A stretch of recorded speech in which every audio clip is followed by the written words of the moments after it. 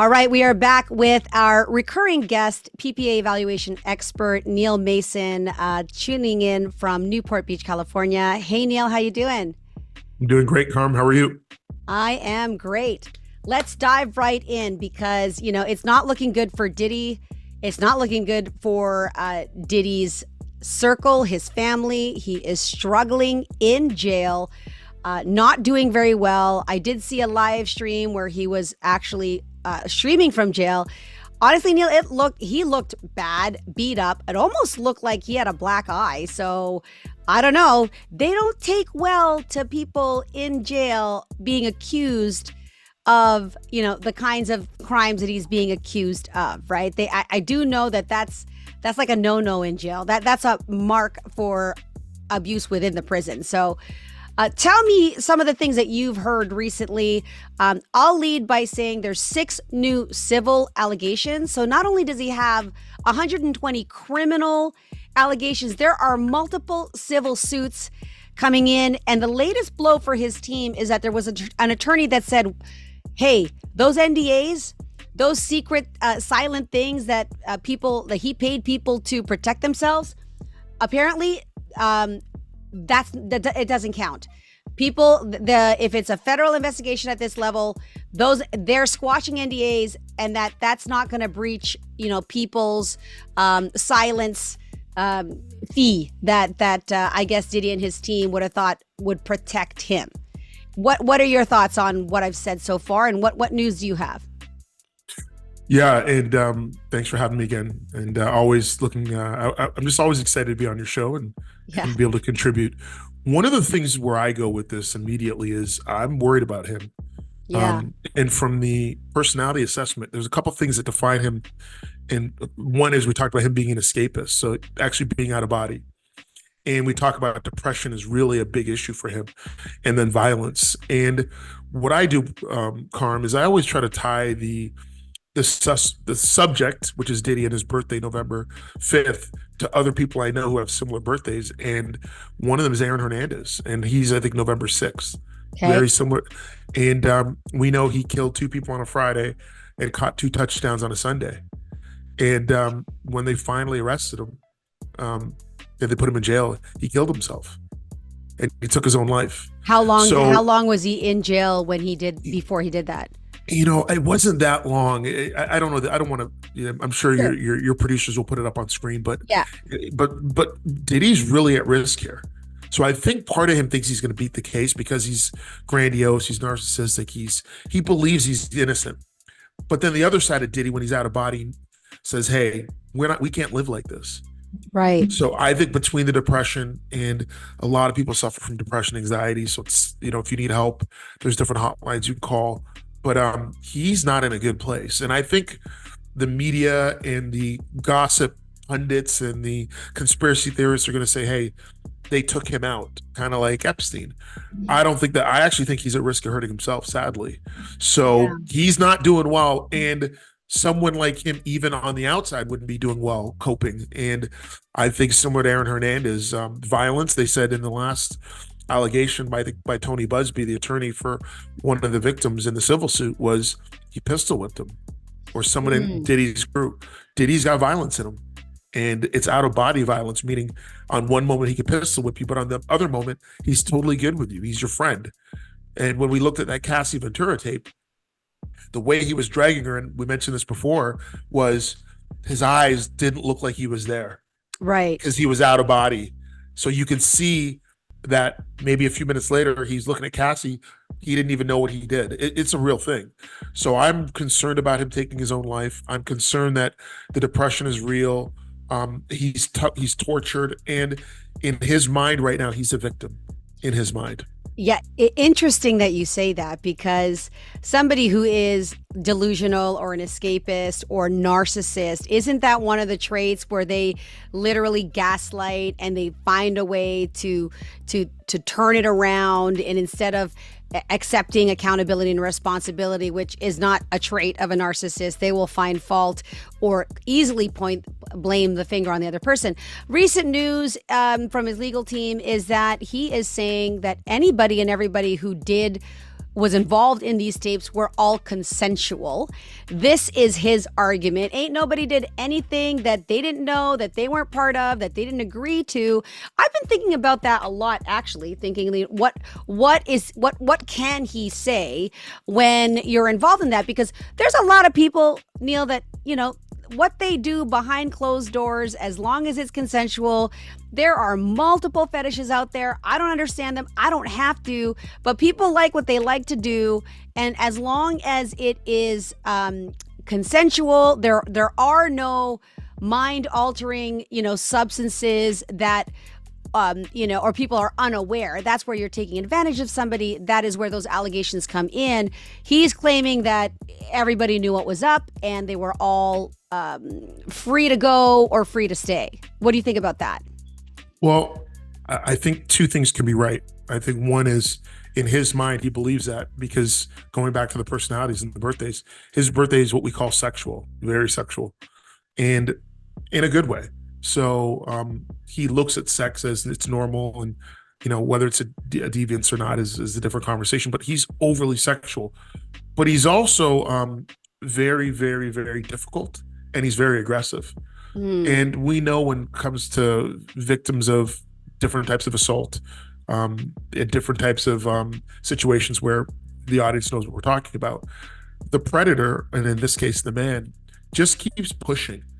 And the victim, it's easier for the victim to say yes than to actually say no, because Right. no is you're telling him no, and then you look in his eyes and there's violence, and then he's very persuasive.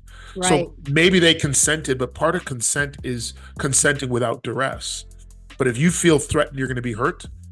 And now the victim is thinking, I'd rather say yes than have the consequence of him hearing me say no. Well, So some of the new allegations, they actually are from men. And yeah, it is not a surprise. Like, for some people, I got to say, before Diddy was on the radar in this negative light, myself, I have never known Diddy. And this is how much I didn't know. Now I know a lot more. I had never thought in a million years that Diddy was interested in men, or that he was bi, or any of those things. I thought he's like rap mogul, married, he's got kids. Never in a million years would I believe that he was part of these allegations and these young men, older men, young men in the industry. Some of the words that were used is, hey, this is the price you pay to get in the industry. Oh, you want this? They call that I think in the entertainment industry, they would say it's the casting couch.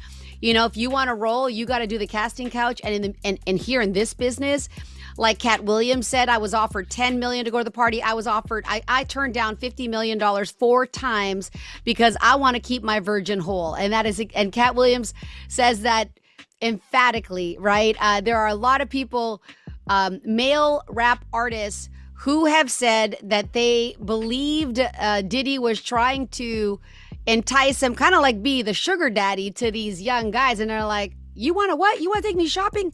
Hell no, it's okay. I can buy my own clothes. Thank you. What do you think about that? I think there's 2 tracks here. One is power and dominance, Mm-hmm. and one is just his sexual appetite. Okay. So I think his sexual appetite leads me to believe, again, going back to his birthday and his personality, and similar to Aaron Hernandez, sex isn't just with a man and a woman, man and a man, a woman and a woman. It's just sex. And I think he has a really high appetite for sex. So Right. whether it's with men or women, it's just something he's really interested in, and it's just how he was.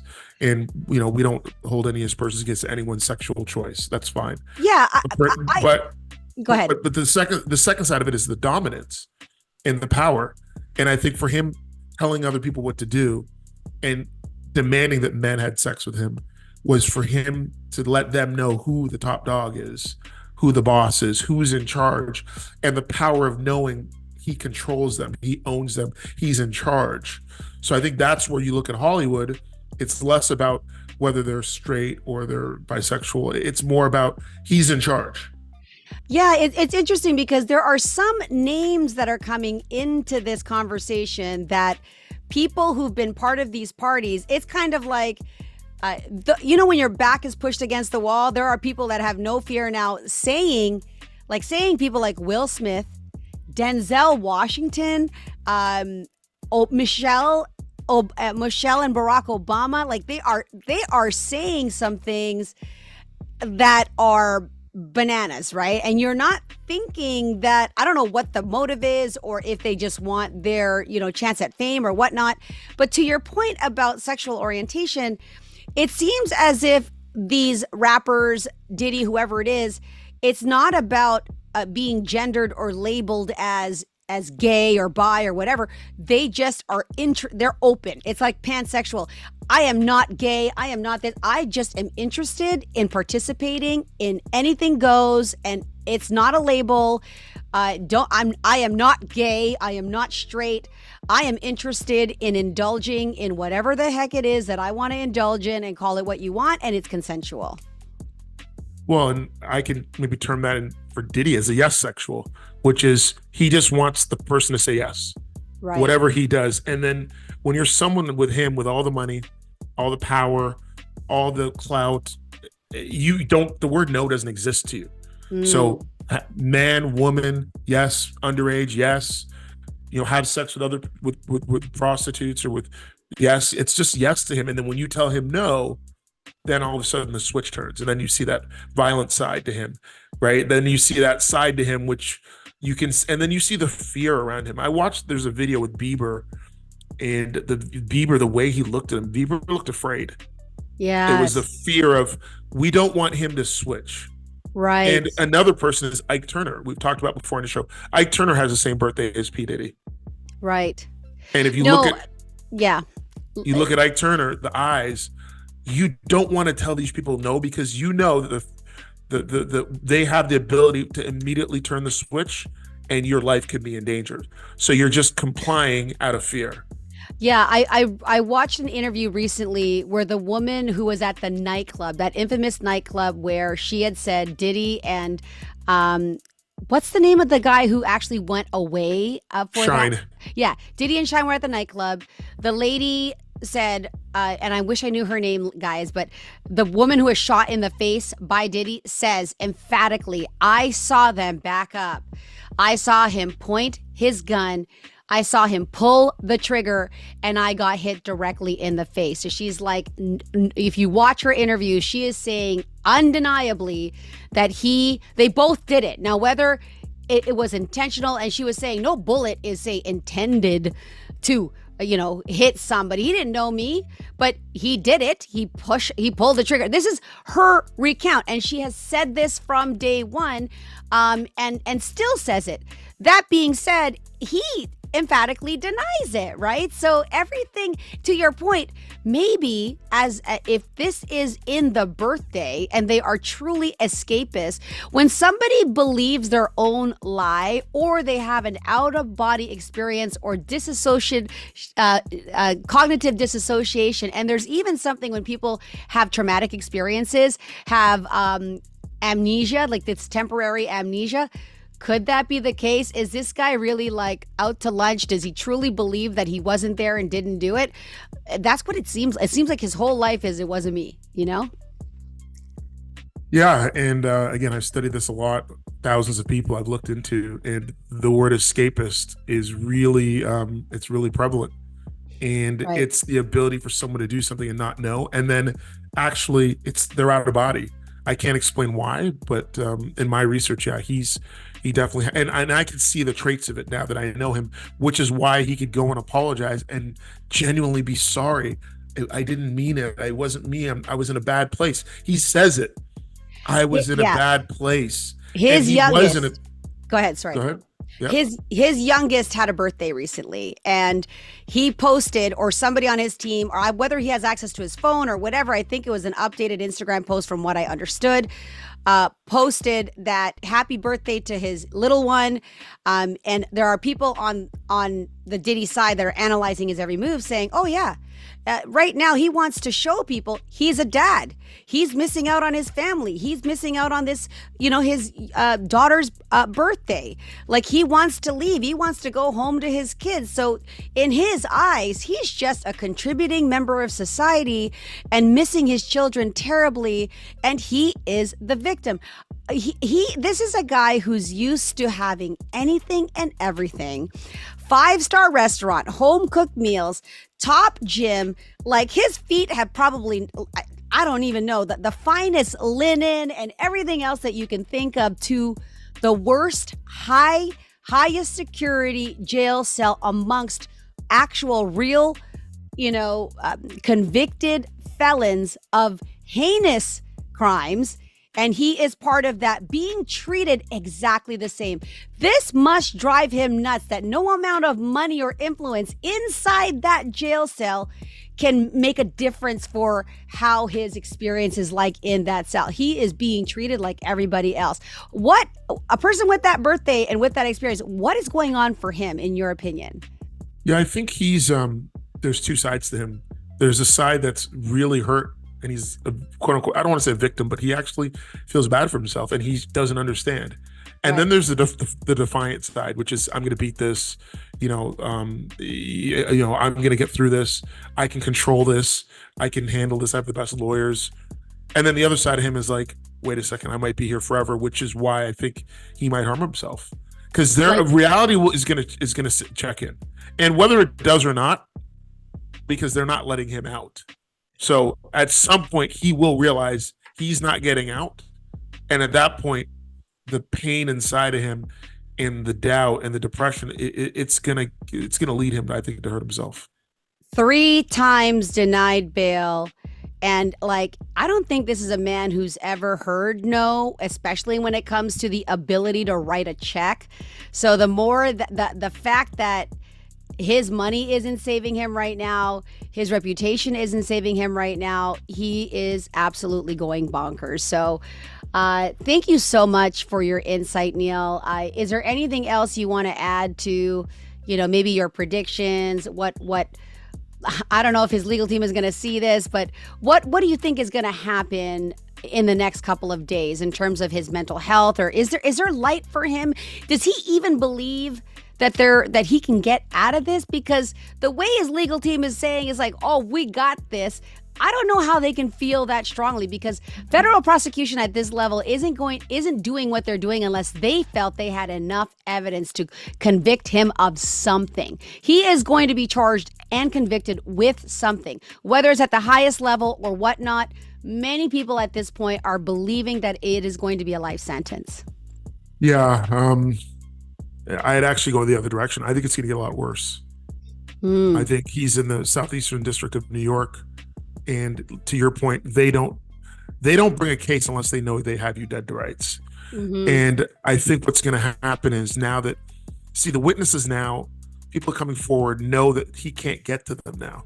Yeah, so they feel confident. So now they're, because at a certain point, if something happened to you 15 years ago, 20 years ago, 10 years ago, you've moved on with your life. Mm-hmm. And it may have hurt you at the time, but you moved on. But you didn't want to go after Diddy or blow the whistle because you were afraid of the reach he had and the violence. But I think once they start reopening other cases, like the Kim Porter case, maybe was there alleged ties to the Biggie Smalls death, and the people that will come forward, underage minors at parties, you've got Bieber, who is at the party underage, Usher, you've got stuff is going to come out now, and I think they have more dirt and more on him than we know, because this is a bad guy, right? And he's not just a bad guy because he's a bad guy, but he's again, I look at the birthdays, I look at the makeup, I look at the patterns, and I think it's a lot worse than we think. Well, I wonder if it's not going to get any easier. I wonder if he'll end up joining Harvey Weinstein on Rikers Island. Well, and that's the thing with Harvey Weinstein. I think this is a lot worse, right? And even worse than Epstein, because Harvey Weinstein was a sexual predator. Right. Okay.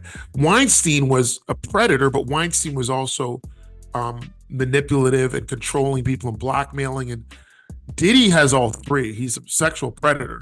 He's blackmailing people, but he's also violent and potentially a murderer, or involved. There's going to be a lot of things once they uncover what really went on. I think Diddy's in a world, we already know he's not getting out. This is the end for him. But from my research and what I understand about people, there's more to come. Thank you. Appreciate that. Okay, guys, this is Neil Mason, PPA evaluation expert. I'll have all of his links there. If you want to get more insight into your favorite celebrities or into your own lives, reach out to Neil. We'll be back for more commentary in the next Daily Break.